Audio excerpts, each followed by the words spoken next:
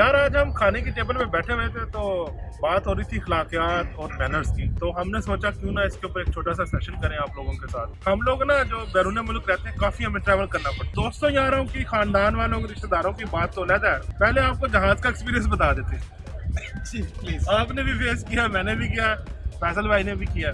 साथ जो बंदा जहाज में बैठ जाता है ना तो पहले तो वो पूछता भाई ना थोड़ा नाम की नाम बता दो अगर किसी वजह से। अच्छा बहन कितने जवाब कर दे, वो भी बता दिया। ते कितने चले हो, और भाई लाहौर की फ्लाइट है या कराची की फ्लाइट है तो उधर ही जा रहे हैं। अच्छा ते लाहौर कड़ी जगह होंगे हो उनको वो भी बता दिया। पूछना शुरू कर देते हैं सैलरी कितनी है? सैलरी कितनी। ओ तुसी अपनी भैन दा रिश्तेदार इन्फॉर्मेशन मांग रहे हो। को मैनर्स होते हैं, को खलाकियत होती है।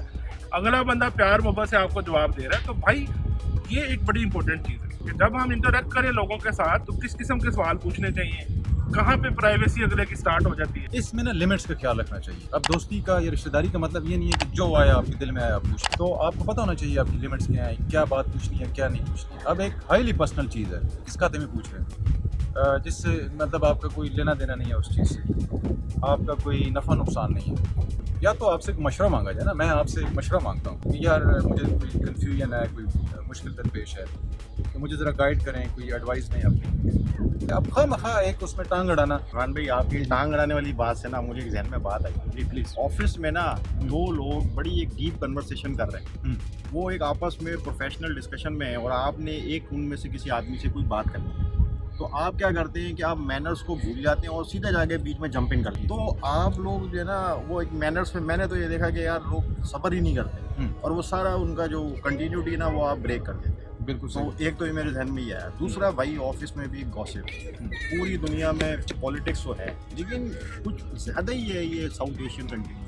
मतलब ऑफिस में भाई तुम काम करने आए, अपने काम से काम रखो ना। तुम लोगों को क्या ज़रूरत पड़ी है कि तुम लोग जो है वो दूसरे की ऑफिस लाइफ हो, पर्सनल लाइफ हो, उसके अंदर प्रॉब्लम्स क्या है, अचीवमेंट्स क्या है, उसमें घुसने की ज़रूरत क्या है। हर मैनर्स तो टेबल मैनर्स भी होते हैं। अब हम खाने के टेबल पे सारे दोस्त यार बैठते हैं तो हमें उसके अंदर भी अपने मैनर्स को सीखना और समझना चाहिए कि क्या टेबल के मैनर्स। जी यार मैं देखें एग्री करता हूँ आप लोगों से बातों से। तो एक बड़ा अच्छा मुझे कोट याद आ गया कि हमेशा जो है ना जब आप सुन रहे हो ना किसी को सही तो समझने की गरज से सुनो, बिल्कुल ना सही। कि जवाब देने की गरज से सुनो कि मैंने फौरन इस पर रिएक्ट करना है या जवाब देना है। बिल्कुल सही। तो मैनर्स के लिए भी बड़ा जरूरी है कि you shall have a listening power. बिल्कुल सही। ट्राई टू अंडरस्टैंड कि अगले बंदे का क्या मुद्दा बयान कर रहा है, उसके मुताबिक फिर आप रिएक्शन दें, ना कि ना मिडल आप बात जो है वो काट। सही। तो ये रिश्तेदारों की बात हो रही थी जी। तो रिश्तेदारों में भी मैं आपको बताता हूँ एक कुछ एग्जांपल देके। बंदा बाहर से जाता ना, खास तौर पर अगर कमा रहा हो तो बेचारा अभी वो बैठता नहीं है घर में सुकून से। तो पुपियाँ मामियाँ घर वाले पूछ पुत्र हुण ते तू पैसे कमाना शुरू हो गया, शादी कर लो। तो भाई ये शादी उसका पर्सनल एक प्रॉब्लम है। जब वो कंफर्ट कब फील करेगा वो कर लेगा। अच्छा फिर अगर आपके दूर पार के रिश्तेदार हैं उनका भी सवाल यही होता है, अच्छा पुत्र किन्ने को कमा लेना है, कि जैसे उन्होंने कोई धार मांगना है वैसे वो मांग भी लेते हैं अगर आप बता दें। सवाल आप वो पूछें कि भाई आप आए हो, खैरियत से सफर हुआ, आपको कोई तकलीफ तो नहीं, कोई मदद तो नहीं चाहिए, कैन ड्रॉप तो नहीं चाहिए, ये कोई नहीं पूछता। आ जाके पूछते हैं साढ़े वास्ते की लेके आए, साल बाद आए बीवी वास्ते की गिफ्ट लेके आए, उन्हें वास्ते की लेके आए, माँ वास्ते कुछ नहीं लेके आए, प्यो वास्ते सिर्फ देसी क्यों।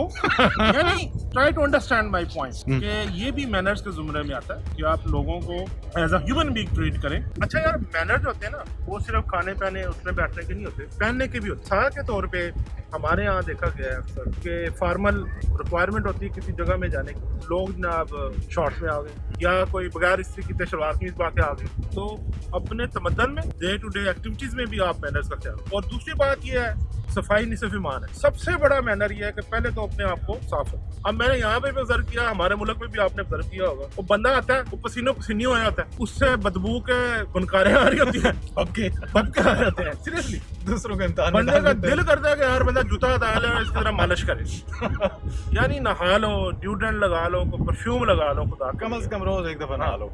अच्छा फिर मैनर ये भी होता है अपने घर का कूड़ा उठा के या तो गली में फेंक दिया या दूसरे घर के सामने फेंक दिया। यानी कम ऑन मैन, आप अपने घर के कूड़े को अच्छी तरह पैक करें, जो उसकी डिस्पोजल की जगह है वहाँ पे फेंकें यार। बाद में आप कंप्लेन करते हैं ए तो हुकूमत किसी काम दी नहीं, मुल्क ठीक नहीं। मुल्क ठीक नहीं है। तो भाई अपना भी कुछ ख्याल करो। फिर होता है मेहनत, चपरासी है, सिक्योरिटी गार्ड है, ड्राइवर है, उसके साथ आपका बिहेवियर बड़ा मुख्तलिफ होता है, रूड होता है, तोहकमाना होता है। और अगर कोई ताकतवर आ जाए, अमीर आदमी आ जाए या आपका बॉस आ जाए, आप फौरन पिघल तो जाते हैं। आप पिघल जाते हैं और हाथ बांध के खड़े हो जाते हैं। और दूसरा ये है, एक मैं मजहबी पहलू भी एक बता देता हूँ कि सबसे अफजल इंसान वो है जिसका अखलाक सबसे बेहतर। बेशक। तो यार आपने सच जरूर बोले, लेकिन अगले को आपने इंसल्ट नहीं करना, अगले को आपने फील नहीं कराना कि आप उसको जलील कर रहे हैं। तो ये भी मैनर्स के जुमरे में आता है। एक पॉइंट में इसमें और मैं ऐड करना चाहती हूँ, अक्सर मैंने नोट किया है कि ऑफिस में दोस्तों के साथ, घर के अंदर डिस्कशन हो रही है ना, तो आप आर्गूमेंट विन करने की कोशिश करें। यार दूसरों को बात करने देना, उसको हो सकता है उसके पास बेहतर ज़्यादा नॉलेजेबल हो उस टॉपिक के ऊपर। यानी लोग ना उसमें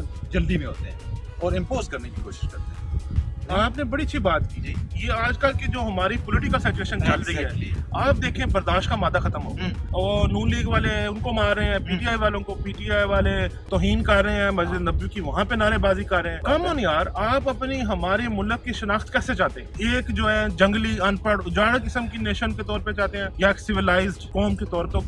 जाने से पहले जस्ट एक बात है भाई कि दूसरों की राय का एहतराम करें, चाहे वो आपके मुल्क के रहने वाले हैं, दूसरे मुल्क के रहने वाले हैं, चाहे वो किसी और मजहब के हैं। तो कहने का मकसद ये था कि डिफरेंस ऑफ ओपिनियन, मुख्तलिफ आरा को सुनने का और ऑब्जर्व करने का जो है ना बर्दाश्त का मादा रखें। बस ये आज का पैगाम है। हमने एक पढ़ी लिखी और मुहज़्ज़ब कौम बनना है इंशाल्लाह। उजाड़, गंवार, जंगली हमने कौम नहीं बनना, वरना हमारा माशरा बर्बाद हो जाए। तो आखिर में हमेशा की तरह मैं कहूँगा, अगर आपको आज का सेशन अच्छा लगा हो तो वीडियो को लाइक करें, शेयर करें। Thank you very much.